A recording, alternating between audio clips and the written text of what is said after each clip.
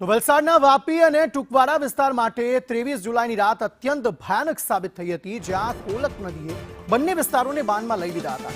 આ પ્રલયકારી પૂરના કારણે અવધ સોસાયટી જેવા પોશ વિસ્તારોમાં ઘરોની અંદર ગળાડૂબ પાણી ઘૂસી ગયા હતા।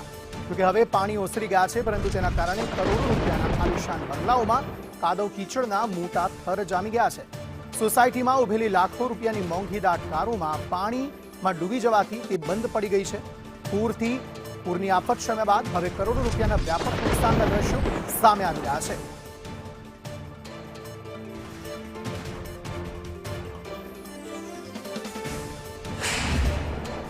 आज 3 दिन से मैं यहाँ पे फंसा हुआ हूँ।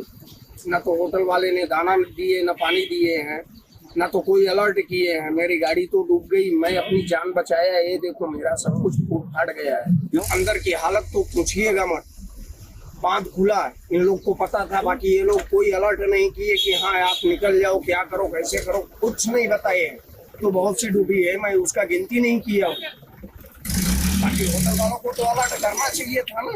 ये प्रशासन बात को खुलवाई तो अलर्ट करना चाहिए कि आप लोग अपनी जान बचाओ, भागो।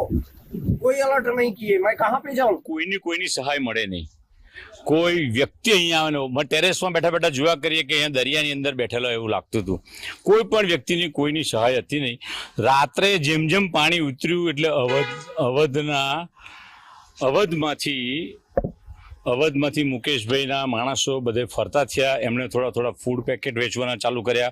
ट्रेक्टरमांथी जे माणसो हता ए माणसोने एमणे रेस्क्यू करवानी कोशिश करी। घणा लोको बहार गया अने सवारे लगभग 4 वागे पाणी संपूर्ण नीचे उतरी गयुं। गवर्नमेंट तरफथी कोई सहाय नहीं। ऊपर हेलिकॉप्टर फर्या करता था, घणीवार बेटरी मारी, लाइट मारी, पण कोई